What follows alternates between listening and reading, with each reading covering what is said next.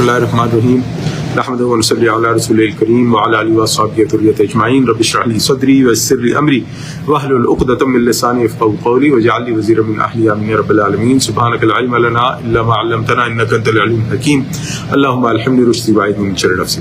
तो हम लोग शुरू करेंगे सूरह माइदा आयत नंबर 67 से इंशाअल्लाह। तो अल्लाह ताला फरमाते हैं अऊज़ु बिल्लाहि मिनश शैतानिर रजीम या अय्युहर रसूल बल्लिग़ मा उन्ज़िला इलैका मिन रब्बिक कि नबी सल्लल्लाहु अलैहि वसल्लम पहुंचा दीजिए जो कुछ नाजिल किया गया है आपकी तरफ आपके रब की जानिब से। व इल्लम तफ़अल और अगर आपने ऐसा ना किया फमा बल्लग़्ता रिसालतहु तो गोया आपने उसकी रिसालत का हक अदा नहीं किया। नबी सल्लल्लाहु अलैहि वसल्लम को फरमाया गया है कि आपको एक बहुत ही अहम जिम्मेदारी की गई है और ये अहम जिम्मेदारी है कि जो दीन है वो लोगों तक पहुंचाया जाए। और जो अगली आयत में कहा गया कि वह इल्लम तफ़अल कि अगर आपने ऐसा ना किया तो जाहिर बात है नबी सल्लल्लाहु अलैहि वसल्लम ऐसा नहीं कर सकते। नबी सल्लल्लाहु अलैहि वसल्लम ऐसा बिल्कुल नहीं कर सकते। तो इसका मतलब है कि यहाँ पर मुराद है अगर बिलफर्ज आपने ऐसा नहीं किया, पहली बात। दूसरी बात ये कि ये हमें बताया जा रहा है कि हर वो शख्स जो मुसलमान है जिस पर दीन पहुंचाने की या किसी भी किस्म का दीनी जिम्मेदारी डाली गई है तो ये उस पर फर्ज है कि वो उसको आगे पहुंचाए। और अगर वो ऐसा नहीं करता तो उसने उसके पहुंचाने का जो उस पर जिम्मेदारी आयद की गई है उसका हक अदा नहीं किया। हमारा ये ईमान है कि नबी अकरम सल्लल्लाहु अलैहि वसल्लम ने जो अल्लाह ताला ने उनको बताया हम तक पहुंचा दिया। अगर कोई ये समझता है कि नबी सल्लल्लाहु अलैहि वसल्लम ने ऐसा नहीं किया, नबी सल्लल्लाहु अलैहि वसल्लम ने अपनी दीनी जिम्मेदारी पूरी नहीं की, तो वो दीन इस्लाम से खारिज है, वो मुसलमान नहीं है, वो काफिर है। दूसरी चीज जो हमें इस आयत से पता लगता है कि अल्लाह ताला की दीनी गैरत इतनी ज्यादा है कि अल्लाह ताला ने हमें ये समझाने के लिए, दीन के मामले में हमें ये समझाने के लिए अल्लाह ताला ने ये बात बयान की है कि देखें जो जिम्मेदारियां अल्लाह ताला ने रखी हैं उससे अगर कोई नबी और रसूल भी कोताही करे, जो मुमकिन नहीं है, मैं बार बार कह रहा हूं कि ये मुमकिन नहीं है, लेकिन अगर कोई नबी या रसूल भी उससे कोताही करेगा तो अल्लाह ताला की दीनी गैरत इतनी ज्यादा है कि अल्लाह ताला फरमा रहे हैं कि फिर उसने भी रिसालत का हक अदा नहीं किया। फिर आगे अल्लाह ताला फरमाते हैं वला यअसिमुका मिनन्नास और अल्लाह आपकी हिफाजत करेगा। इन्नल्लाह ला यहदिल कौमल काफिरीन यकीनन अल्लाह ताला काफिरों को रहयाब नहीं करता, हिदायत नहीं देता। एक और चीज हमें समझ में आई कि अंबिया और रसूल अल्लाह ताला की हिफाजत में होते थे।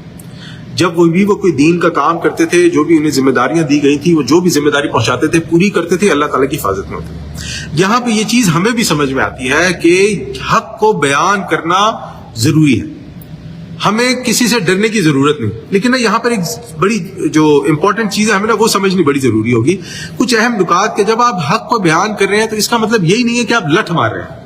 हमारे ये एक बहुत गलत किस्म की बात कही जाती है कि हक कड़वा होता है, सच बोलने वाले को सब लोग नापसंद करते हैं और वगैरह वगैरह। नहीं, ये बिल्कुल गलत बात है, ये ऐसी बात बिल्कुल नहीं है। क्या अंबिया किराम जितने भी हैं अलैहिस्सलाम, क्या वो लोग कड़वे लोग थे? नाउज़ुबिल्लाह। क्या लोग उनको पसंद नहीं करते थे? नाउज़ुबिल्लाह। या क्या उनकी जुबान में चाशनी नहीं थी? ऐसी बात नहीं है। तो इससे ये मतलब समझ में आई कि सच बयान करने का मतलब, हक बयान करने का मतलब ये नहीं है कि आप कड़वा बोलें, दूसरे को जलील करें, उसकी हद तक करें और आप उसको जो है ना नीचा दिखाने की कोशिश करें। ऐसा बिल्कुल भी नहीं है। तो हमने सबसे पहले ये देखना है, जब हमने हक पहुंचाना है, दीन पहुंचाना है, कोई भी अल्लाह की बात पहुंचानी है, सबसे पहले हम अपनी नीयत को खालिस करेंगे। हम लोग ये अपने जहन में बात रखें कि हम ये काम अल्लाह की रजा के लिए कर रहे हैं। अगर इससे दूसरे को हिदायत मिल जाती है तो अल्हम्दुलिल्लाह, नहीं मिलती है तो मैंने अपनी जिम्मेदारी अदा करी। हमारा मकसद उससे जबरदस्ती का जीतना नहीं। और जब इंसान अपनी नीयत खालिस रखेगा तो अल्लाह ताला की तरफ से भी मदद शामिल होगी। अल्लाह ताला इंसान की जुबान खोल देगा, अल्लाह ताला इंसान को अल्फाज अता फरमाएंगे, अल्लाह ताला इंसान को जुमले अता फरमाएंगे, अल्लाह ताला इंसान को हिकमत अता फरमाएंगे। नीयत बड़ी जरूरी है। दूसरी चीज कि हम लोग मुनासिब जगह और मुनासिब वक्त का इंतखाब करें, क्योंकि कई बार ऐसा होता है कि आप तो अपनी तरफ से बिल्कुल सही बात कर रहे होते हैं, लेकिन दूसरा शख्स जज्बात में अपने ऊपर कंट्रोल कम कर चुका होता है, खो चुका होता है कि उसे ये अंदाजा ही नहीं होता कि वो अपने मुंह से कोई ऐसी बात निकाल सकता है जो कुफर हो। तो हमें अल्फाज का इस्तेमाल और जो जगह का इंतखाब है वो बहुत सोच समझ के करना चाहिए। उसी के साथ एक और अहम बात कि हम लोग अपनी बात को वाज़ेह और मुख्तसर रखें। बिला वजह की लंबी लंबी बातें जब तक जरूरत ना हो हमें जरूरत नहीं। एक हमारा दोस्त है, कोई जानने वाला है, उससे हम लोग कोई बात कर रहे हैं, कोई चीज डिस्कस कर रहे हैं तो वो कहलाता है बात है, लेकिन जनरल अपनी बात हम मुख्तसर रखेंगे।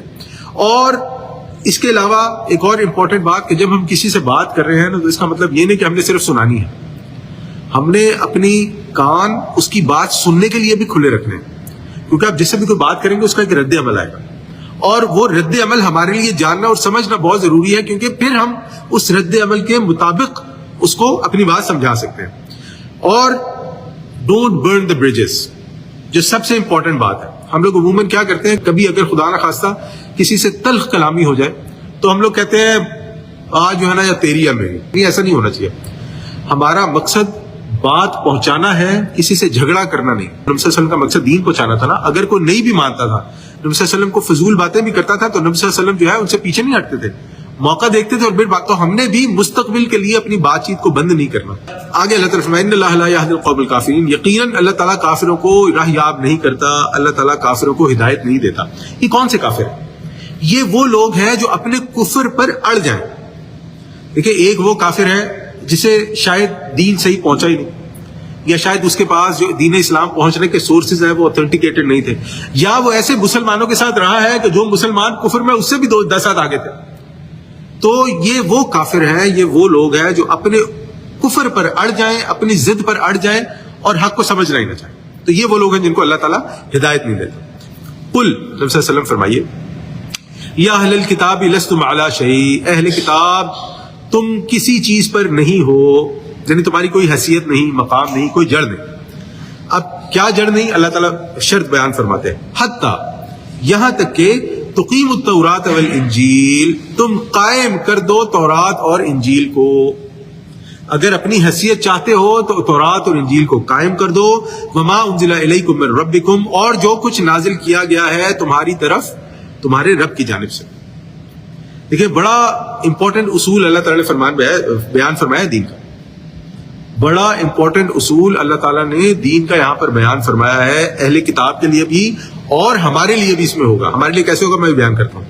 اہل کتاب کو کہا کہ جب تک جو اللہ کی وحی ہے آپ اس کو ہدایت کا سرچشمہ نہیں سمجھتے ہو، آپ کسی چیز پر نہیں، آپ کی کوئی اوقات نہیں ہے، آپ کی کوئی حیثیت نہیں۔ اور جو کچھ اللہ تعالیٰ کی طرف سے نازل کیا گیا ہے اس کو قائم کرو، حتیٰ تقیموا، جب تک تم قائم نہ کر دو۔ تو اس سے یہ سمجھ میں آتا ہے کہ جو بھی اللہ تعالیٰ کی جانب سے ہمارے پاس ہدایات آتی ہیں، اللہ تعالیٰ کی وحی ہمارے پاس آتی ہے، یہ ہمارا فرض عین ہے ہر شخص پر کہ وہ اس کو اپنی حد تک اپنی زندگی میں جہاں تک ہو سکے قائم کرے۔ اگر کوئی شخص یہ نہیں کرتا ہے تو اللہ تعالیٰ فرماتے ہیں کہ لستم علی شیء، تم کسی چیز پر نہیں، تمہاری کوئی اوقات نہیں، کوئی مقام نہیں، کوئی جڑ نہیں، کوئی بنیاد نہیں۔ اب اگر ہمیں جو اللہ تعالیٰ فرماتے ہیں حتیٰ تقیم التوراۃ والانجیل، اگر ہم یہ کرتے یا ایھا الذین آمنوا، کہ تم لوگ اے ایمان والو، لستم علی شیء، تم لوگ کسی چیز پر نہیں ہو، حتیٰ تقیم القرآن، تو دیکھیں وہی میسج ہمارے لیے بن جائے گا۔ اور آج ہم دیکھتے ہیں کہ مسلمانوں کی بحیثیت قوم ایک ذلیل ہونے کی بہت بڑی وجہ یہ ہے کہ مسلمانوں نے اپنی زندگی سے قرآن کو نکال دیا ہے۔ قرآن جو ہے مسلمانوں کی زندگی میں اب ایک ایسی کتاب بن کے رہ گئی ہے جس کے ذریعے سے ثواب حاصل کیا جاتا ہے، ایک ایسی کتاب بن کے رہ گئی ہے جس کے ذریعے سے اگر کوئی نیا گھر لے لے تو وہ قرآن خوانی کروا دے گا، اگر خدا نہ خواستہ کہیں فوتگی ہو جائے تو وہاں پہ قرآن خوانی ہو جائے گی، اگر خدا نہ خواستہ کوئی اور معاملہ کسی کا خراب ہو جائے تو وہ کہتے ہیں اتنی بار آپ سورہ یاسین پڑھ لو، اتنی بار آپ سورہ واقعہ پڑھو۔ آپ دیکھیں کہ یہ قرآن کا یہ مقصد رہ گیا ہے۔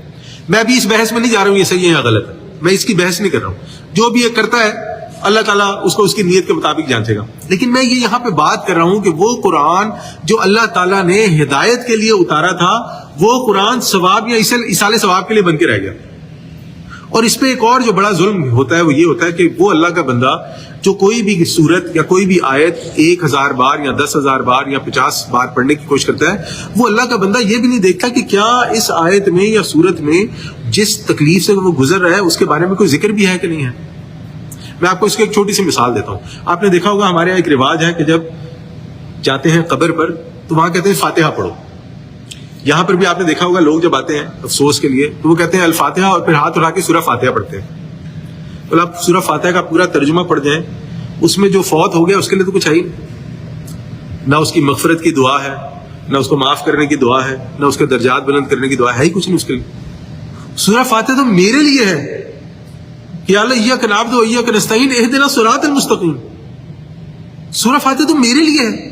لیکن اب وہ بات وہی ہے کہ کیونکہ وہ ایک رواج بن گیا ہے، لوگ اس رواج کو فالو کرتے جا رہے ہیں، اور یہ بھی نہیں آگے بڑھ کے دیکھتے کہ کیا واقعی جس مقصد کے لیے ہم لوگ اس آیت کو یا سورت کو استعمال کر رہے ہیں وہ اس کے لیے نازل بھی ہوئی ہے کہ نہیں؟ تو بات ہم پھر اپنی واپس لے کے آئیں گے. اگر ہم بحیثیت انسان اور بحیثیت مسلمان اور بحیثیت قوم اپنی عزت چاہتے ہیں, ہمیں قرآن کو واپس اپنی زندگیوں میں لانا پڑے گا. اس کی ایک اور مثال ہم دیکھتے ہیں. دیکھیں نبی صلی اللہ علیہ وسلم کے بعد جو ہمارے خلفائے راشدین تھے, ان کے دور میں بہت ساری فتوحات ہوئی. اللہ تعالیٰ نے انہیں بہت سارا نوازا, مسلمانوں کو عروج حاصل ہوا. کیا انہوں نے دین چھوڑ دیا تھا یا مضبوطی سے پکڑا ہوا تھا؟ ساری بات ہے, انہوں نے دین مضبوطی سے پکڑا ہوا تھا. اور مسلمانوں کا زوال کب شروع ہوا؟ جب مسلمانوں نے دین کو اپنی دنیا سے علیحدہ کر لیا. مسلمانوں کا اگر یہ دین آپ کر دو مسجدوں تک, نمازیں پڑھو, روزے رکھو, زکاتیں دو, عمرے کرو, حج کرو, اس کے علاوہ ہمیں یہ مت بتاؤ کہ دنیا کیسے چلانی ہے. اگر میں نے دنیا چلانی ہے تو میں نے یہی بینکنگ سسٹم فالو کرنا ہے, میں نے یہی سود کا سسٹم فالو کرنا ہے, اس کے علاوہ میں کام نہیں کر سکتا. اگر میں نے معاشرے میں رہنا ہے تو مجھے وہی جو ہے مغربی اقدار اپنانی پڑیں گی, انہی کے اصول اپنانے پڑیں گے. میں مسلمان ہوں, جو اسلامی اقدار ہیں ان سے تو میرا کوئی فائدہ ہو نہیں رہا. آپ دیکھیں کہ ہمارے جو سلف صالحین سے مراد جو ہمارے پہلے مسلمان ہیں, اللہ تعالیٰ نے ان کو عروج دیا, ان میں سائنسدان پیدا ہوئے, علماء پیدا ہوئے, وہ سب قرآن و حدیث پہ عمل کرتے تھے, قرآن و سنت کے ماننے والے تھے. اور اللہ تعالیٰ نے انہیں کیا کیا نہیں دیا, اب وہ ہسٹری میں جانے کا ٹائم نہیں. لیکن جب مسلمانوں نے قرآن سے اور رسول صلی اللہ علیہ وسلم کی سنت سے اعراض کیا, اللہ تعالیٰ نے کہا تمہاری سزا یہ ہے کہ تم لوگ ذلیل ہو. اور آج آپ دیکھ لیں, میں پولیٹیکل نہیں کرنا چاہتا, لیکن آج آپ دیکھ لیں کہ مسلمانوں کی کیا حیثیت ہے. یہاں پہ نا کامیابی کے بارے میں ہم ایک اور بات سمجھیں گے. دین کی کامیابی کا مطلب یہ نہیں ہے کہ آپ کے پاس لاکھوں کروڑوں ڈالر آ جائیں گے, آپ کے پاس 12-15 گھر ہو جائیں گے, آپ کے پاس 8-10 گاڑیاں ہو جائیں گی, آپ کے جو ہے نا 12-15 بچے ہو جائیں گے. نہیں, کامیابی کا مطلب یہ ہے کہ اللہ تعالیٰ اس دنیا میں بھی آپ سے دین کا کام لے گا, آپ کو دین پر استقامت دے گا, آپ کے لیے دین کے معاملات اور دنیا کے معاملات آسان کر دے گا, اور آخرت میں بھی اللہ تعالیٰ آپ کے لیے آسانیاں فرمائے گا. آخرت میں بھی اللہ تعالیٰ آپ کو مقام عطا کرے گا, آخرت میں بھی اللہ تعالیٰ آپ کو متقین میں سے اٹھائے گا. اگر ہمیں فلاح کا یہ مطلب سمجھ نہیں آئے گا نا, تو ہم یہی سمجھتے رہیں گے کہ جی یہ دیکھیں ہمارا کیسا دین ہے, اس میں تو سائنس بھی نہیں ہے, اس میں تو فلانا بھی نہیں ہے, اتنا تو ڈھمانا بھی نہیں. بلکہ ہم یہ دیکھتے ہیں کہ جو ہمارے پہلے والے مسلمان تھے, آج سے آپ جو ہے وہ چلے جائے 600-700 صدی والے جو مسلمان ہوتے تھے, وہ عالم دین بھی ہوتے تھے اور سائنٹسٹ بھی ہوتے تھے, وہ ڈاکٹر بھی ہوتے تھے اور عالم دین بھی ہوتے تھے, یعنی وہ تو سب کچھ ہوتے تھے. لیکن آج کا مسلمان جو ہے اسے یہ غلط فہمی لگ گئی ہے, اسے یہ غلط فہمی پیدا ہو گئی ہے اس کے اندر کہ اگر آپ دین پڑھو گے تو آپ کامیاب نہیں. بل اس کی وجہ یہ بھی ہے کہ اب دین کا جو کانسیپٹ ہے وہ بھی بدل گیا. بہرحال آگے اللہ تعالیٰ فرماتے ہیں فلا تأس علی القوم الکافرین, تو آپ ان کافروں کے بارے میں افسوس نہ کریں. دیکھیے ایک بڑی خوبصورت بات اللہ تعالیٰ نے فرمائی یہاں پر کہ جب اللہ تعالیٰ نے فرمایا کہ آپ ان کافروں کے بارے میں افسوس نہ کریں. دیکھیے ایک تو جنرل بات ہے کہ جو رسول ہوتا ہے, جو نبی ہوتا ہے, اسے اس بات کی بڑی تکلیف ہوتی ہے کہ یہ اللہ کی مخلوق ہے, یہ اللہ کے بندے ہیں, اللہ ان سے اتنی محبت کرتا ہے, اور یہ لوگ جہنم میں چلے جائیں گے. ایک جنرل ہمیں بھی ہوتی ہے, یعنی کہ اگر میں بھی جب یہ دیکھتا ہوں کہ میں کسی کو دین کی طرف بلا رہا ہوں, دعوت کی طرف بلا رہا ہوں, لیکن وہ شخص کہتا ہے کہ میں تو نہیں مانتا, میں تو نہیں آتا, ایک تکلیف ہمیں بھی ہوتی ہے جب ہم کسی کے لیے کام کرتے ہیں. لیکن یہاں پر ایک اور معاملہ بھی ہے کہ وہ لوگ جن کو نبی اکرم صلی اللہ علیہ وسلم دین کی طرف بلا رہے تھے, ان میں نبی صلی اللہ علیہ وسلم کے رشتہ دار بھی تھے, نبی صلی اللہ علیہ وسلم کے خاندان والے بھی تھے, برادری والے بھی تھے. اب دیکھیں نبی صلی اللہ علیہ وسلم پہ کتنا شاک گزرتا ہوگا. اور اس کی مثال ہمیں ملتی ہے جب نبی صلی اللہ علیہ وسلم کے چچا فوت ہو رہے تھے, ابو طالب, تو نبی صلی اللہ علیہ وسلم نے وہ جسے پنجابی میں کہتے ہیں نا, ان کی منتیں ترلے کر لیے کہ آپ میرے کان میں ہی کلمہ پڑھ دیں, چچا آپ پڑھ دیں تاکہ میں اللہ کے حضور یہ کہنے والا بنوں کہ کلمہ تو پڑھا تھا. کتنی آپ سوچیں کہ یعنی کتنی تکلیف ہوتی ہوگی کہ یہ میرے بھائی ہیں, میرے کزن ہیں, میرے چچا ہیں, پھپھے مامے تائے, آپ جو بھی وہ دیکھ لیں. ہم کہتے ہیں ہم تو نہیں مانتے. تو اللہ تعالیٰ فرماتا ہے کہ آپ کافروں کے بارے میں افسوس نہ کریں, یعنی مشکل معاملہ ہے, لیکن اب یہی ہے کہ آپ فکر مند ہوں گے, آپ غمگین ہوں گے, لیکن اس سے ان کو کوئی فرق نہیں پڑتا. پھر آگے اللہ تعالیٰ فرماتے ہیں ان الذین آمنوا, وہ لوگ, بے شک وہ لوگ, ان الذین, بے شک وہ لوگ, آمنوا جو ایمان لائے, والذین ہادوا والصابئون والنصارى, اور وہ لوگ جو یہودی, صابی اور عیسائی ہوئے.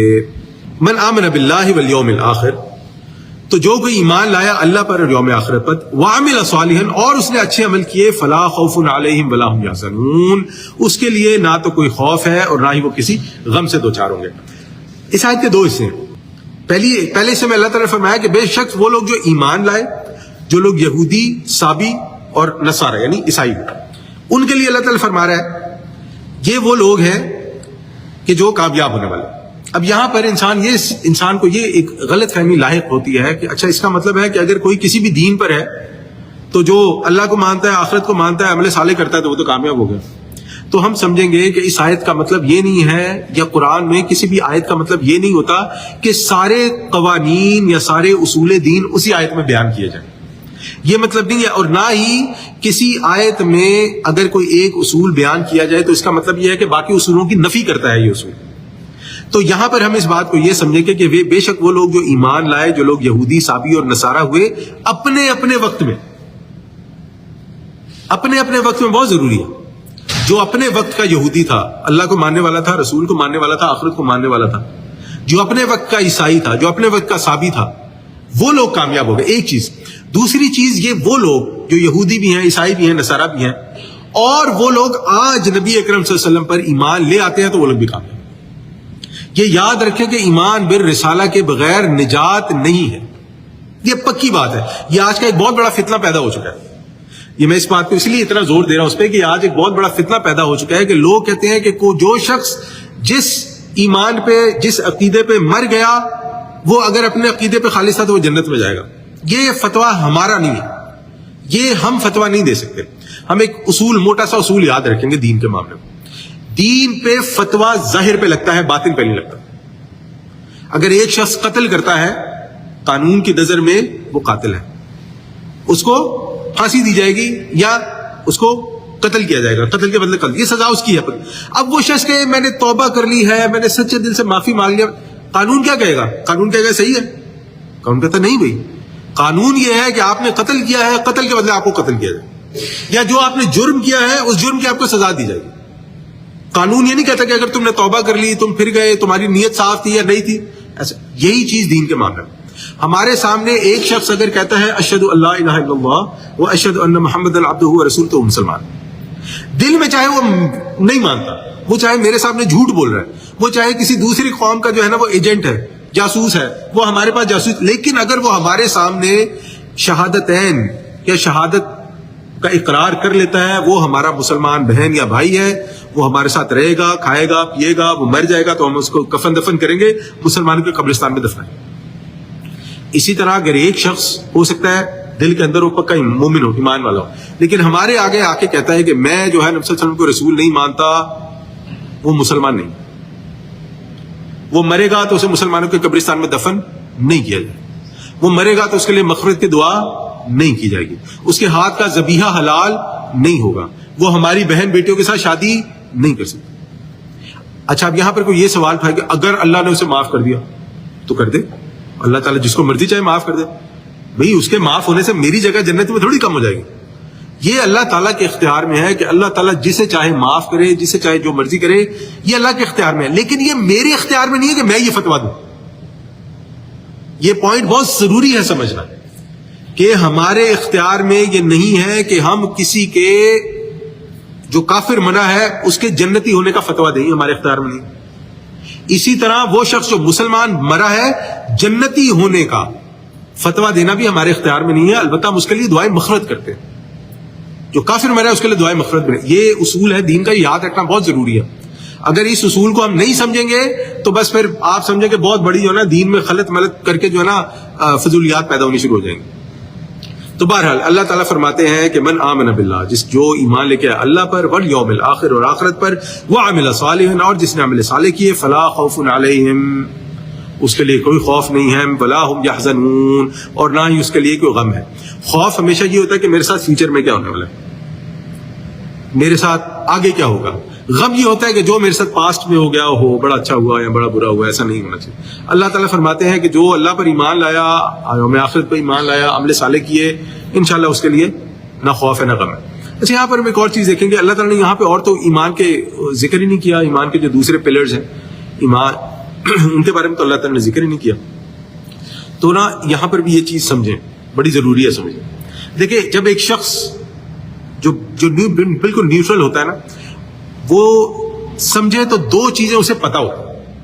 ایک اسے یہ پتا ہوتا ہے کہ میں پیدا ہوا ہوں تو میرا پیدا کرنے والا کوئی ہے.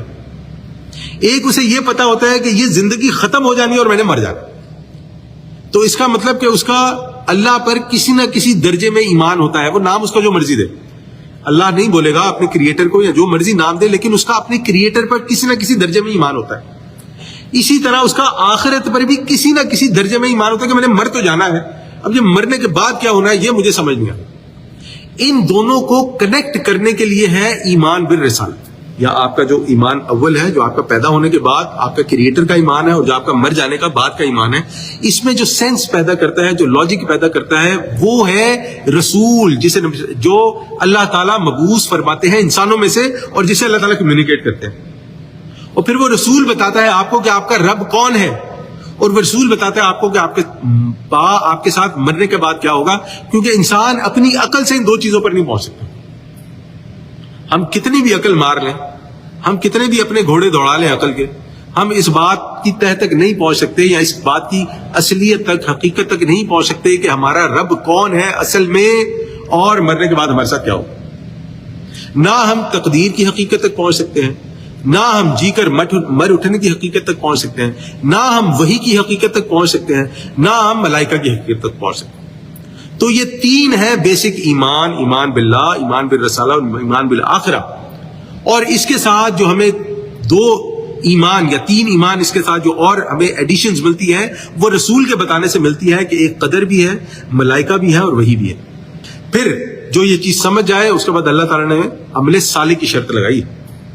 تو یہ بات ہم یاد رکھیں کہ اگر ایک شخص ایمان ایمان ایمان کی گردان کرتا رہتا ہے لیکن اس کی زندگی میں اس کے اعمال اس ایمان کے مطابق نہیں ہے، تو ایسا ایمان شاید اس شخص کو کوئی بہت زیادہ فائدہ نہ دے سکے، ایسا ایمان شاید اس کے کوئی بہت زیادہ کام نہ آ سکے. تو ہمارے لیے بہت ضروری ہے کہ ہم لوگ اپنی زندگی انہی اعمال کے مطابق گزاریں جو ایمان ہمیں حکم دیتا ہے. اگر ایسا نہیں ہوگا تو دنیا میں تو ذلیل ہوں گے ہی ہوں گے، آخرت کی چترول، آخرت کے جوتے علیحدہ، آخرت کا عذاب علیحدہ ملے گا. پھر آگے اللہ تعالیٰ فرماتے ہیں لقد اخذنا میثاق بنی اسرائیل وارسلنا الیہم رسولا، ہم نے بنی اسرائیل سے عہد لیا اور ان کی طرف بہت سے رسول بھیجے. ہم دیکھتے ہیں کہ اگر ہم بائبل کی جسے کہتے ہیں ٹریڈیشنل ہسٹری، تاریخ کے مطابق چلیں تو حضرت موسیٰ علیہ السلام سے لے کے حضرت عیسیٰ علیہ السلام تقریباً 13 سے 1400 سال کا پیریڈ بنتا ہے. اس میں کوئی بھی وقت ایسا نہیں تھا، کہا جاتا ہے اس میں کوئی بھی وقت ایسا نہیں تھا جس میں اللہ تعالیٰ نے ان کے درمیان نبی یا رسول نہ بھیجا ہو. کہا تو یہ جاتا ہے کہ انبیاء تھے سارے اور رسول آخر میں جو حضرت عیسیٰ علیہ السلام آئے، لیکن بہرحال یہ وہ پورا دور تھا جس میں ان کے درمیان کوئی نہ کوئی ولی اللہ، کوئی نہ کوئی اللہ کا نبی موجود رہا جو انہیں بتاتا رہا کہ اللہ کے بندو، اللہ کے بندے بن جاؤ، سیدھے ہو جاؤ. پھر آگے اللہ تعالیٰ فرماتے ہیں کلما جاءہم رسول بما لا تہوی انفسہم، لیکن جب بھی ان کے پاس کوئی رسول وہ چیز لے کر آیا جو ان کی خواہشات نفس کے خلاف تھی، فریقا کذبوا وفریقا یقتلون، تو ایک گروہ کو انہوں نے جھٹلایا اور ایک گروہ کو قتل کر دیا. انہوں نے دین میں سے ان چیزوں کا انتخاب کر لیا تھا جو انہیں آسان لگتی تھی. وہ کہتے تھے یہ ٹھیک ہے، یہ ہمارے لیے آسان ہے، اس پہ ہم عمل کریں گے، اس کے علاوہ جو تم بات کرتے ہو اسے نہیں مانتے، یہ ہمارے لیے بڑا مشکل ہے تو یہ تو ہم نہیں مانتے. اور اگر کوئی رسول اس پہ انسسٹ کرتا تھا، ان کو فورس کرتا تھا مانو، تو اس کو قتل کر دیتے تھے. انا للہ و انا الیہ راجعون. یا دوسرا ایک اور اس کو ہم کیا سمجھ سکتے ہیں کہ انہوں نے اپنی خواہشات نفس کو ہی دین بنا لیا تھا. انہوں نے کہا رسولوں کو کہ یہ جو تم بات کرتے ہو نا اس کا کوئی حقیقت نہیں ہے، یہ ایسے تم جو نا ہمارا ٹائم ضائع کرتے ہو، اصل دین تو یہ ہے جو ہم تمہیں بتا رہے ہیں. اور آپ دیکھیں آج یہ دونوں صورتیں مسلمانوں میں پائی جاتی ہیں، آج یہ دونوں صورتیں مسلمانوں میں پائی جاتی ہیں کہ مسلمانوں نے بھی بہت ساری ایسی چیزیں ہیں جو دین میں نہیں ہیں، جن کی دین کے اندر کوئی اصل نہیں ہے، لیکن کسی نہ کسی طرح زبردستی اسے دین کا حصہ بنا ہے. اور اگر کوئی نہیں کرتا تو بڑے غصے کا اظہار کرتا ہے. یا اپنے دین کے اندر سے کچھ چیزوں کا انتخاب کر لیا ہے کہ بھئی میرے لیے یہ معاملات آسان ہیں تو میں ان پہ عمل کروں گا، باقی جو مشکل ہے اب حج کرنا میرے لیے تو بڑا مشکل ہے تو میں حج کرنے تو نہیں جا رہا. بھی اب اللہ تعالیٰ نے چاہے توفیق دی ہے، اللہ تعالیٰ نے چاہے پیسے دیے ہیں، اللہ تعالیٰ نے چاہے موقع دیا ہے، اللہ تعالیٰ نے چاہے صحت دی ہے، لیکن حج میرے لیے بہت مشکل، میں تو نہیں کر سکتا. یا وہ کسی ایسی نوکری میں ہے کہ جس کا اللہ تعالیٰ نے منع کیا کرنے کے لیے، وہ کہتے نہیں میں نوکری نہیں چھوڑ سکتا. باقی نمازیں پڑھوں گا، روزے بھی رکھوں گا، زکاتیں بھی دوں گا، XYZ تمام چیزیں. ایک اللہ تعالیٰ خطاب تو بنی اسرائیل سے فرما رہے ہیں لیکن ہم بھی اس میں شامل ہو جاتے ہیں کیونکہ دین تو ہمارا بھی ہے نا، دین تو ہمارے پاس بھی ہے، شریعت تو ہمارے پاس بھی ہے، رسول تو ہمارے پاس بھی آئے ہیں نا، نبی صلی اللہ علیہ وسلم نے تو ہمیں بھی دین پہنچایا ہے. تو یہ بیماریاں پیدا ہو جاتی ہیں. بہرحال اللہ تعالیٰ فرما رہے ہیں کہ یہ کیا بنی اسرائیل نے، وحاسبوا، اور انہوں نے سمجھا، اللہ تکون فتنۃ، ہمیں کوئی پکڑ نہیں آئے گی. اللہ اکبر. لے جی، یہ سمجھنے کی کیا وجہ ہے؟ آج مسلمان بھی یہ سمجھتا ہے نا، میں جو مرضی کروں جنت میں تو میں نے جانا ہی ہے، میں نے پڑھ لیا لا الہ الا اللہ محمد رسول اللہ تو جنت میں لیے پکی ہے. اب یہ دیکھیں اللہ تعالیٰ فرما رہے ہیں کہ انہوں نے بھی یہ سمجھ رکھا تھا کہ ہم انبیاء کو قتل کریں، ان کو جھٹلائیں، دین سمجھیں نہ سمجھیں، اپنے خواہشات نفس کی پیروی کریں، کوئی مصیبت نہیں آنے والی. کیونکہ وہ یہ سمجھتے تھے کہ ہم ہیں انبیاء کی اولادیں، ہمارے اندر ہے انبیاء کا خون، ہمیں کوئی پکڑ نہیں ہونے والی. اور آج کا مسلمان بھی یہ سمجھتا ہے میں ہوں نبی کا ماننے والا، میں ہوں کلمے کا پڑھنے والا، میں ہوں قرآن کا، تو میں جو مرضی کروں میرے لیے سارے گناہ معاف ہیں. انا للہ و انا الیہ راجعون. جو اپنی خواہشات نفس کو اپنا دین بنا لیتا ہے، انبیاء کے جو احکامات ہیں، دین کے جو احکامات ہیں، انبیاء کے جو پیغامات ہیں، ان کو جھٹلاتا ہے، فعموا وصموا، تو وہ بہرے بھی ہو گئے، اندھے بھی ہو گئے. یعنی کہ اللہ تعالیٰ ان سے حق پہچاننے کی جو صلاحیت ہے اس کو واپس لے لیتا ہے، سلب کر لیتا ہے. اور اللہ آج آپ دیکھیں، ہم جس معاشرے میں رہ رہے ہیں نا، آج آپ دیکھیں کہ آج سے 20 سال پہلے تک ایک ایسا معاملہ جس کو ہم لوگ اپنے گھر میں جس لفظ کو ادا کرنا بھی ہم برا سمجھتے تھے، آج ٹی وی پہ بیٹھ کے وہ سارے گھر والے نا ساتھ دیکھ رہے ہوتے ہیں. یعنی وہ ناچ گانوں کے پروگرام جو ہے نا، آپ لوگوں کو پتا ہوگا کہ آج سے 20-25 سال پہلے تک جو ہے نا یہ ناچ گانا جو ہے نا یہ اس کو بہت ہی کریہ اور برا سمجھا جاتا تھا کہ کوئی یہ کہے کہ میں جو ہے نا گانے دیکھ کے آ رہا ہوں، میں جو ہے نا وہ ڈانس دیکھ کے آ رہا ہوں. اور آج آپ دیکھیں کہ وہ ٹی وی موجود ہے اور اس پہ بیٹھ کے اور سارے دیکھتے ہیں. بلکہ ایک سٹیپ اور آگے ہو کے اللہ تعالیٰ معاف فرمائے، اب تو جب شادی بیاہ ہوتے ہیں تو اس میں اسپیشل وہ ڈانسرز کو بلایا جاتا ہے جو آتے ہیں اور وہ آپ کو بتاتے ہیں کہ جب دولہا آئے گا تو وہ ایسے ناچتا ہوا آئے گا، دلہن آئے گی تو ایسے ناچتی آئے گی، ماں باپ ایسے ناچتے ہوئے داخل ہوں گے، بہن بھائی ایسے ناچیں گے. انا للہ و انا الیہ راجعون. بندہ کس کس بات کو روئے، بندہ کس کس بات کو روئے. اللہ تعالیٰ نے 1400 سال پہلے فرما دیا کہ جو دین کو چھوڑ دے گا وہ بہرے بھی ہو گئے، وہ اندھے بھی ہو گئے. لیکن سبحان اللہ، اللہ تعالیٰ نے اس کے بعد ساتھ ہی فرمایا ثم تاب اللہ علیہم، پھر اللہ نے انہیں معاف کر دیا. کنہیں معاف کر دیا؟ جنہوں نے توبہ کی، جو واپس پلٹے، جو اپنے کیے پر نادم ہوئے. اگر انسان کی توبہ میں ندامت شامل نہیں ہے تو اس کی توبہ قبول نہیں ہوتی. کہ یاد رکھیے گا، اگر میں نے اپنی بہن کا حق مارا ہے لیکن مجھے اس کا افسوس کوئی نہیں ہے اور میں اللہ سے کہتا یا اللہ مجھے معاف کر دینا، تو یہ کوئی معافی موفی نہیں ہے. اگر میں نے کسی کے ساتھ زیادتی کی ہے اور مجھے اس کا کوئی دکھ نہیں، کوئی افسوس نہیں، میں سمجھتا ہوں میں نے ٹھیک کیا ہے، لیکن سب کہتے ہیں کہ یار میں نے صحیح نہیں کیا تو یا اللہ آپ مجھے معاف کر دیے گا، آپ سب کہہ رہے ہیں تو نہیں ہوگا سب. یہ توبہ قبول نہیں. توبہ کی قبولیت کا مطلب ہے کہ آپ اپنے کیے پر شرمندہ ہیں، نادم ہیں. آپ نے جس کا جو حق مارا ہے آپ اسے وہ حق واپس کریں گے. آپ اس بات کا تہیہ کریں گے کہ آپ دوبارہ یہ معاملہ نہیں کریں گے. آپ اس بات کا پکا ارادہ کریں گے کہ آپ دوبارہ اس گناہ میں ملوث نہیں ہوں گے، تو آپ کی توبہ قبول ہوگی. ورنہ زبانی کلامی جو ہے نا، وہ ہمارے استاد محترم بڑی اچھی مثال دیا کرتے، فوت ہو گئے، اللہ تعالیٰ ان کے رتبے بلند فرمائے، اللہ تعالیٰ کی مغفرت فرمائے. وہ کہا کرتے تھے کہ یہ آپ قوالی لگا کے نا سارا دن سنتے رہے میری توبہ میری توبہ میری توبہ، وہ کوئی توبہ تو بڑی معاف ہے. جب تک آپ سچے دل سے اللہ تعالیٰ کی طرف نہ پلٹیں، گناہ چھوڑنے کا ارادہ نہ کریں، اپنے گناہ پر نادم نہ ہوں، جس کا جو حق ہے اسے واپس کرنے کا ارادہ نہ کریں، تب تک توبہ قبول نہیں ہوتی. تو اللہ تعالیٰ فرماتا ہے اگر وہ توبہ کریں گے تو اللہ تعالیٰ انہیں معاف فرما دے گا. ثم عموا وسموا كثير منهم، پھر نتیجہ یہ ہوا، اب جنہوں نے توبہ نہیں کی نتیجہ یہ ہوا پھر ان میں سے اکثر لوگ اور زیادہ اندھے اور بہرے ہو گئے. یہ ہے سزا کہ انسان اگر توبہ بھی نہیں کرتا تو وہ اپنے گناہ میں دھستا جاتا ہے، اور پھر ہوتا یہ ہے کہ انسان اس گناہ کو گناہ سمجھتا ہی نہیں ہے. اور جب یہ معاملہ ہو جائے تو اللہ تعالیٰ فرماتے ہیں کہ پھر اللہ تعالیٰ اس کے اندھے اور بہرے ہونے کی صلاحیت میں مزید اضافہ کر دیتے ہیں اور حق پھر وہ بالکل نہیں پہچانتے. اور اللہ یہاں پر نا آپ دیکھیں گے، یہ آپ لوگوں نے دیکھا ہوگا، جو شخص اپنے کیے پہ شرمندہ نہیں ہوتا نا، جو شخص اپنے گناہ پر ڈھیٹ ہوتا ہے، اللہ تعالیٰ موت کے وقت اس سے توبہ کرنے کی صلاحیت چھین لیتے ہیں. اس کی زبان کنگ ہو جائے گی، اس کا دماغ جو ہے نا چل جائے گا، اس کا دماغ خراب ہو جائے گا، وہ اپنے حواس کھو بیٹھے گا. اللہ تعالیٰ کو اتنے شدید ناپسند ہے ایسے لوگ کہ جو اپنے گناہ پر اصرار کرتے ہیں, جو اپنا گناہ نہیں چھوڑنا چاہتے ہیں اور یہ کہتے ہیں کہ کر لیں گے جی ویکھی جائے گی, اللہ تعالیٰ ان سے یہ صلاحیت چھین لیتے ہیں, اللہ تعالیٰ ان سے توبہ کرنے کی صلاحیت چھین لیتے ہیں. پھر آگے اللہ تعالیٰ فرماتے ہیں واللہ بصیر بما یعملون, اور جو کچھ وہ کر رہے ہیں اللہ تعالیٰ اسے دیکھ رہا ہے, اللہ تعالیٰ سے کچھ چھپا ہوا نہیں. آگے اللہ تعالیٰ فرماتے ہیں لقد کفر الذین قالوا ان اللہ هو المسیح ابن مریم, یقیناً کفر کیا ان لوگوں نے جنہوں نے کہا کہ اللہ مسیح ابن مریم ہے. بنی اسرائیل کے ضمن میں بات چل رہی ہے. اب بنی اسرائیل کے ضمن میں اللہ تعالیٰ اس پوائنٹ کو ہائی لائٹ کر رہے ہیں کہ یہ جو انہوں نے عقیدہ گھڑ دیا ہے کہ مسیح یا عیسیٰ علیہ السلام اللہ کے بیٹے ہیں, یہ بات کفر ہے.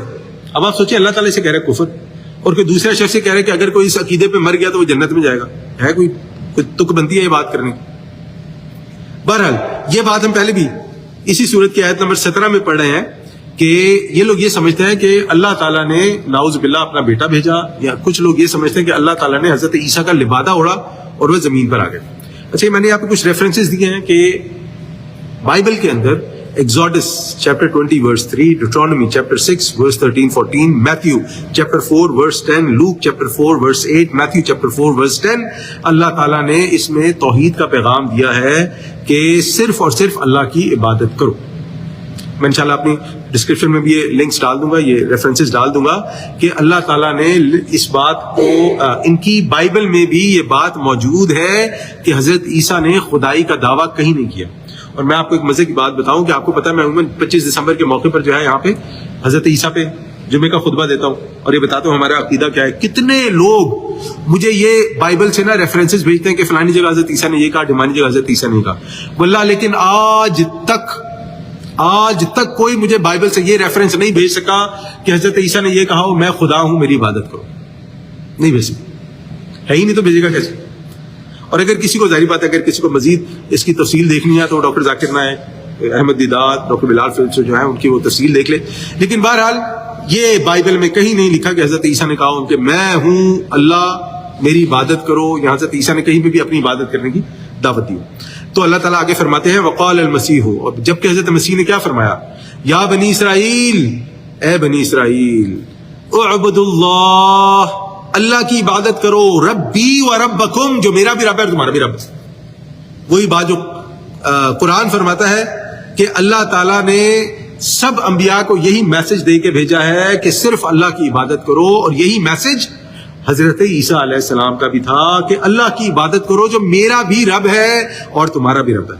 انہ من یشرک باللہ, یقیناً جو بھی اللہ تعالیٰ کے ساتھ شرک کرے گا, فقد حرم اللہ علیہ الجنہ, تو اللہ تعالیٰ نے اس پہ جنت حرام کر دی. اللہ اکبر. لے جی یہاں سے ایک بات اور سمجھ میں, ایک مسلمان ہونے کی حیثیت سے ہمارے لیے دو چیزوں کا جاننا بہت ضروری ہے.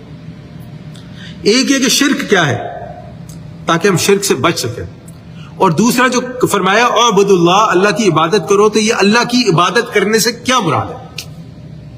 اگر یہ دو چیزیں ہمیں سمجھ نہیں آتی نا, اعبد اللہ اور من یشرک باللہ, اور یہ شرک, اگر یہ دو چیزیں کسی انسان کو مسلمان کو سمجھ نہیں آتی نا تو وہ کامل مسلمان نہیں ہے, اس شخص کا ایمان کامل نہیں ہے. ایک مسلمان ہونے کی حیثیت سے جو سب سے پہلا فرض ہے ہم پر وہ یہ ہے کہ ہم یہ جانیں وہ اللہ کون ہے ہم لوگوں نے جس کی عبادت کرنی ہے, جو ہمارا رب ہے. اور دوسرا فرض جو اس کے ساتھ یہ ہے, بیسیکلی پہلے کا حصہ ہے کہ شرک کیا ہے اور ہم اسے کیسے بچیں. اگر کوئی انسان یہ نہیں سیکھتا نا تو وہ بہت سارے دین کے معاملات اسے سمجھ ہی نہیں آئیں گے, وہ بہت سارے معاملات پہ ٹھوکر کھائے گا اور بہت ساری جگہ پر شیطان کے ٹریپس میں پھنس جائے گا, شیطان کے چنگل میں پھنس جائے گا. پھر آگے اللہ تعالیٰ فرماتے ہیں کہ حرم اللہ علیہ الجنہ, کہ اس پہ جنت حرام کر دی ہے اللہ تعالیٰ نے, ومأواہ النار, اور اس کا ٹھکانہ آگ ہے, وما للظالمین من انصار, تو ایسے ظالموں کے لیے کوئی مددگار نہیں ہوگا. ہم لوگ عموماً عبادت سمجھتے ہیں جو ہم لوگ ریچولز کرتے ہیں عبادت کے, ہم لوگ سمجھتے ہیں نماز عبادت ہے, روزہ عبادت ہے, زکوٰۃ عبادت ہے, حج عبادت ہے, عمرہ عبادت ہے, اور بس. دیکھیں یہ تمام عبادات کے طریقے ہیں, یہ ساری عبادتیں ہیں, لیکن اصل عبادت یہ ہے کہ ہم کل کی کل زندگی, دوبارہ ریپیٹ کر رہا ہوں, ہم کل کی کل زندگی اللہ تعالیٰ کے احکامات کے مطابق گزاریں. یہ ہے عبادت. میں صبح اٹھوں, آنکھیں کھولوں تو میں اللہ کا ذکر کروں کہ اللہ اللہ آپ کا شکر ہے, آپ نے میری روح مجھے واپس لوٹا دی. میں جب اپنے صبح کے معاملات سے فارغ ہوں تو جو میرا اسپاؤز ہے، میری بیوی ہے یا میرا ہسبینڈ ہے، مجھے پتا ہو اس کے کیا حقوق ہیں. میرے بچے ہیں، مجھے پتا ہو اس کے کیا حقوق ہیں. میں گھر سے نکل رہا ہوں، کمانے جا رہا ہوں، مجھے پتا ہو حلال اور حرام کیا ہے. اگر میں بزنس مین ہوں تو مجھے پتا ہو کہ میں نے کیسے کام کرنا ہے. اگر میں کسی کے لیے نوکری کر رہا ہوں تو مجھے پتا ہو کہ میں نے اپنی کام کیسے کرنا ہے. اگر میں کسی کے ساتھ ڈیل کر رہا ہوں، اپنے رشتہ داروں کے ساتھ، اپنے کلیگز کے ساتھ، اپنے ہمسایوں کے ساتھ، تو مجھے پتا ہو کہ اس کے بارے میں اللہ تعالیٰ نے کیا حکم دیا. میں رات کو جب گھر واپس آؤں تو مجھے پتا ہو کہ میرے اوپر کیا ذمہ داریاں تھیں، میں نے کون سی پوری کرنی ہے اور کون سی باقی. اگر ایک انسان یہ نہیں کرتا ہے اور وہ ان تمام معاملات میں، جہاں تک مسجد کے معاملات ہیں اس میں تو اسے کوئی مسئلہ نہیں ہے، لیکن اس دنیاوی معاملات میں اگر وہ اللہ تعالیٰ کے احکامات کی پیروی نہیں کرتا تو وہ اللہ کی کامل عبادت نہیں کر رہا. وہ پک اینڈ چوز کر رہا ہے کہ میرے لیے نماز پڑھنی ایزی ہے، میں نے پڑھ لی، روزہ رکھنا ایزی ہے، میں نے رکھ لیا، عمرے پہ جانا ایزی ہے، میں نے کر لیا، حج کرنا آسان تھا، میں نے کر لیا، لیکن یہ میں نہیں کر رہا کیونکہ میرے مشکل ہے. تو پھر وہ اللہ کی عبادت نہیں کر رہا، پھر وہ پک اینڈ چوز کر رہا ہے. جو اسے ایزی لگتا ہے وہ کرتا ہے، جو مشکل لگتا ہے وہ چھوڑ دیتا ہے. اب آگے اللہ تعالیٰ فرماتے ہیں لقد کفر الذین قالوا ان اللہ ثالث ثلاث. یقیناً کفر کیا ان لوگوں نے جنہوں نے کہا اللہ تین کا تیسرا ہے. یہ نا ایک عیسائیت میں عقیدہ پایا جاتا ہے، اسے ٹرینٹی کہتے ہیں، تثلیث کہتے ہیں. اور آپ کو بڑا عجیب لگے گا یہ سن کے کہ یہ جو ٹرینٹی کا عقیدہ ہے یہ بائبل میں موجود نہیں ہے. پھر آگے اللہ تعالیٰ فرماتے ہیں وما من الہ الا الہ واحد. جبکہ حقیقتاً نہیں ہے کوئی الہ سوائے ایک ہی الہ کے. ہم لوگ جب کلمہ پڑھتے ہیں تو کیا کہتے ہیں؟ لا الہ، کہ کوئی الہ نہیں ہے. تو الہ کیا ہے؟ ہر وہ چیز جس کو عبادت کے لائق سمجھا جائے وہ الہ ہے. جیسے لوگ پرندوں کو، جانوروں کو، درختوں کو، سورج کو، چاند کو، جو ان کو عبادت کرنی اس کی شروع کرتے ہیں تو وہ انہیں اپنا الہ بنا لیتے ہیں. ہم لوگ جب اپنے کلمہ شہادت کا ابتدا کرتے ہیں پڑھنے کی تو ہم ابتدا ہی کسے کرتے ہیں؟ اشہد ان لا الہ الا اللہ. لائے نفی جنس کہتے ہیں اسے، میں ٹیکنیکل اس میں نہیں جانا تھا، کہ کوئی الہ ہے ہی نہیں سوائے اللہ تعالیٰ. یا دوسری بات کہ جتنے الہ ہیں یہ سارے باطل ہیں، حق صرف ایک ہی الہ ہے اور وہ اللہ ہے. یہاں پر بھی اسی بات کو اللہ تعالیٰ فرما رہے ہیں کہ حقیقتاً صرف ایک ہی الہ ہے جو اللہ ہے. وَإِن لَّمْ يَنْتَهُوا عَمَّا يَقُولُونَ. اور اگر یہ باز نہ آئے اس سے جو کچھ کہہ رہے ہیں، یعنی جو شرک کر رہے ہیں، لَيَمَسَّنَّ الَّذِينَ كَفَرُوا مِنْهُمْ عَذَابٌ أَلِيمٌ. تو ان میں سے جو کافر ہیں ان پر بہت ہی دردناک عذاب آ کر رہے گا، یعنی ان کے شرک کی وجہ سے. پھر آگے اللہ تعالیٰ فرماتے ہیں افلا یتوبون الی اللہ ویستغفرونہ. تو کیا یہ لوگ اللہ کی جناب میں توبہ اور اس سے استغفار نہیں کرتے؟ واللہ غفور رحیم. تو اللہ تعالیٰ غفور الرحیم. اگر آپ سے یہ بات پہلے چھپی ہوئی تھی، آپ کو نہیں پتا تھی، اور اب آپ پر واضح ہو گئی ہے تو اللہ تعالیٰ کی طرف پلٹیں، معافی مانگے کہ اللہ میں نہیں جانتا تھا، مجھ سے وہ ہو گیا ہے. یا اگر جانتے بوجھتے بھی کرتے تھے تو اللہ تعالیٰ سے توبہ کریں تاکہ اللہ تعالیٰ آپ کے لیے اپنی رحمت کے دروازے کھول دے. جو غلطی آپ سے پہلے ہو گئی ہے اللہ تعالیٰ اس کو معاف کر دے. واللہ غفور الرحیم. تو اللہ تعالیٰ غفور ہے اور رحیم ہے. مل مسیح ابن مریم الا رسول. مسیح ابن مریم اور کچھ نہیں سوائے اس کے کہ وہ اللہ کے رسول تھے. یہاں پہ حضرت عیسیٰ علیہ السلام کی اہمیت کو کم کرنا نہیں ہے، یا رسول کی اہمیت کو کم کرنا نہیں ہے. یاد رکھیں کہ اس دنیا میں سب سے بڑا رتبہ جو انسانوں میں ہے وہ رسولوں کا. رسول سے بڑا کسی کا رتبہ نہیں، کیونکہ یہ رتبہ اللہ تعالیٰ خود عطا فرماتے ہیں، یہ کوئی حاصل نہیں کر سکتا. تو جب اللہ تعالیٰ فرماتے ہیں کہ انسانوں میں حضرت عیسیٰ علیہ السلام اللہ کے رسول ہیں، مطلب وہ انسانوں میں سب سے عظیم مرتبے پر فائز کیے گئے. ان کی اہمیت گھٹانا نہیں ہے. قد خلت من قبلہ الرسل. ان سے پہلے بھی بہت سے رسول گزر چکے تھے. ہم جانتے ہیں کہ آخری رسول محمد صلی اللہ علیہ وسلم اور سیکنڈ لاسٹ حضرت عیسیٰ علیہ السلام. اگر کوئی شخص نبی صلی اللہ علیہ وسلم سے پہلے جتنے بھی رسول ہیں، حضرت عیسیٰ، حضرت موسیٰ، تمام، اگر ان میں سے کسی کے بارے میں بھی بد زبانی کرتا ہے، فضول بکواس کرتا ہے، الٹی سیدھی بات کرتا ہے، وہ کافر ہے، دین اسلام سے خارج. تمام انبیاء اور رسل کا مقام، عزت، ان کے بارے میں ہمارے دل میں عقیدت ویسی ہوگی جیسی رسول اللہ صلی اللہ علیہ وسلم کے لیے، لیکن مانیں گے ہم رسول اللہ صلی اللہ علیہ وسلم کیونکہ وہ ہمارے آخری رسول. پھر اللہ تعالیٰ یہ فرماتے ہیں اس کے بعد وہ امہ صدیقہ. ان کی والدہ صدیقہ تھیں، مومنہ تھی، اللہ کی ولی تھی. حضرت مریم علیہ السلام کی بات ہو رہی ہے. اللہ تعالیٰ جب بھی حضرت عیسیٰ علیہ السلام کا ذکر کریں گے، یہ یاد رکھیں جنرل اصول ہے دین کا، کہ اللہ تعالیٰ جب بھی حضرت عیسیٰ علیہ السلام کا ذکر کریں گے کہ اور پھر یہ فرمائیں گے کہ مریم اللہ تعالیٰ کی علیہ السلام اللہ تعالیٰ کی ایک نیک اور پاک باز خاتون تھی، ایک نیک خاتون تھی، اللہ تعالیٰ کی ولی تھی. یہاں پہ اللہ تعالیٰ نے فرمایا صدیقہ. اور آپ کو پتا ہے کہ اسلام میں بھی صدیقہ کا لقب کس کے لیے دیا گیا؟ حضرت خدیجہ کے لیے اور حضرت عائشہ کے لیے بھی. لوگ عموماً اس بات کو اگنور کر جاتے ہیں. صدیقہ کا لقب اسلام میں حضرت خدیجہ کے لیے بھی ہے، حضرت عائشہ کے لیے بھی ہے. پھر آگے اللہ تعالیٰ فرماتے ہیں کان یاکلان الطعام، دونوں کھانا کھایا کرتے تھے یا دونوں کھانا کھاتے تھے. اللہ تعالیٰ نے سب سے بیسک بنیادی بات بیان فرما دی انسان ہونے کی ان کے، کہ وہ کھانا کھاتے تھے، یعنی ان کے ساتھ وہ تمام معاملات تھے جو کھانا کھانے والے ہوتے ہیں. انہیں بھوک بھی لگتی تھی، پیاس بھی لگتی تھی، کھانا بھی کھاتے تھے، اس کے علاوہ باتھ روم بھی جاتے، سب کرتے تھے، سوتے تھے، جاگتے تھے. تو وہ اللہ نہیں ہو سکتے، وہ رب نہیں ہو سکتے. انظر، دیکھو، کیف نبین لہم الآیات ثم انظر انا یؤفکون، کس طرح ہم ان کے لیے اپنی آیات واضح کرتے ہیں، پھر دیکھو کہ وہ کہاں سے الٹا دیے جاتے ہیں. یعنی اللہ تعالیٰ ان کے لیے اپنی آیات واضح کر رہا ہے، ایک ایک چیز کو کھول کے بیان کر رہا ہے. تثلیث کا نام لے رہا ہے، عیسیٰ کا نام لے رہا ہے، مریم کا نام لے رہا ہے علیہ السلام. تمہیں بتا رہا ہے کہ دین کیا ہے، اللہ کون ہے، الہ واحد کیا ہے. لیکن پھر بھی ان لوگوں نے اپنے لیے گمراہی کا راستہ چن لیا. پھر بھی یہ لوگ اللہ تعالیٰ کی طرف نہیں پلٹتے ہیں.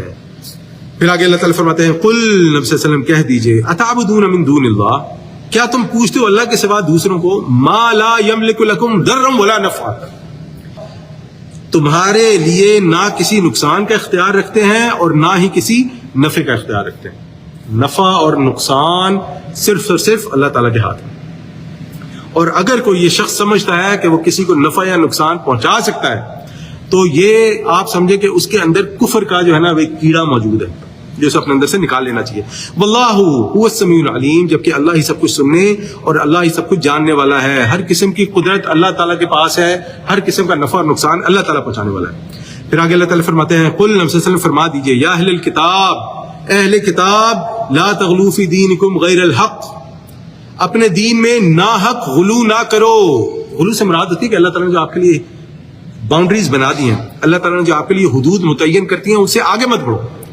ولا تتبعوا اهواء قوم قد ضلوا من قبل، اللہ، اور مت پیروی کرو ان لوگوں کی بدعات کی جو تم سے پہلے خود بھی گمراہ ہوئے.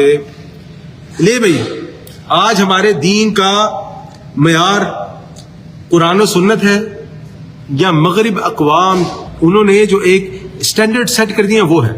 اللہ سوچنے والی بات ہے کہ آج ایک مسلمان اپنے آپ کو کن سٹینڈرڈز پر پرکھتا ہے. کیا وہ ان سٹینڈرڈز پر پرکھتا ہے کہ اللہ اور اس کے رسول کے کیا حکم ہے، یا وہ سٹینڈرڈز پر پرکھتا ہے کہ دیکھو یہ مغربی اقوام کے سٹینڈرڈز ہیں اور میں ان کو پورا کرتا ہوں. اور آپ یعنی کہ افسوس کی بات ہے، اور آپ دیکھیں کہ آج ہمارا یہ معاملہ ہو گیا ہے کہ ہم لوگ کہتے ہیں دین آئے نہ آئے، دین کے معاملات پورے ہوں نہ ہو، لیکن یہ دنیاوی ضرورتیں نا یہ میں نے ضرور پوری کرنا. میرے پاس گھر بھی ہونا چاہیے، میرے پاس 4-5 گاڑیاں بھی ہونی چاہیے، میرے پاس 5-6 موبائل بھی ہونے چاہیے، میرے پاس فلانی بھی ڈھمانی بھی چیز ہونی چاہیے. لیکن اللہ اور اس کے رسول کا کیا حکم ہے، اس کے معاملے میں اللہ انسان کہتا ہے، مسلمان کہتا ہے اللہ بڑا غفور رحیم ہے، معاف کرنے والا ہے، اللہ مالک ویکھی جائے. اللہ تعالیٰ فرماتے ہیں ولا تتبعوا، مت پیروی کرو، احواء قوم قد ضلوا، ان کی بدعات کی جو تم سے پہلے خود بھی گمراہ ہو گئے، من قبل، تم سے پہلے گمراہ. اللہ تعالیٰ گمراہی کا لفظ استعمال کر رہا ہے. وَأَضَلُّوا كَثِيرًا، اور انہوں نے بہت سے لوگوں کو گمراہ کیا. اللہ اکبر. وَضَلُّوا عَنْ سَوَاءِ السَّبِيلِ، اور سیدھے راستے سے بھٹک گئے. یعنی کہ گمراہیاں ان لوگوں کی تقلید کی وجہ سے پیدا ہوتی ہیں جو لوگ دین پر نہیں ہوتے اور انسان ان کی پیروی کرتے. تو اپنی بات کو یہیں تک رکھیں گے تو، اور اللہ تعالیٰ سے دعا کریں گے جو بھی ہم نے پڑھا اللہ تعالیٰ اسے سمجھنے کی، اس پر عمل کرنے کی توفیق عطا فرمائے. اس میں جو بھی اچھی باتیں تھیں وہ اللہ تعالیٰ کی طرف سے تھیں، اگر کوئی غلطی تھی، کوتاہی تھی تو وہ میری کمزوری تھی. اللہ تعالیٰ مجھے بھی معاف فرمائے اور اللہ تعالیٰ میری بھی ہدایت کا بندوبست فرمائے. وصلی اللہ تعالیٰ علی خیر خلق اجمعین برحمتک یا ارحم الراحمین، وآخر دعوانا الحمد للہ رب العالمین.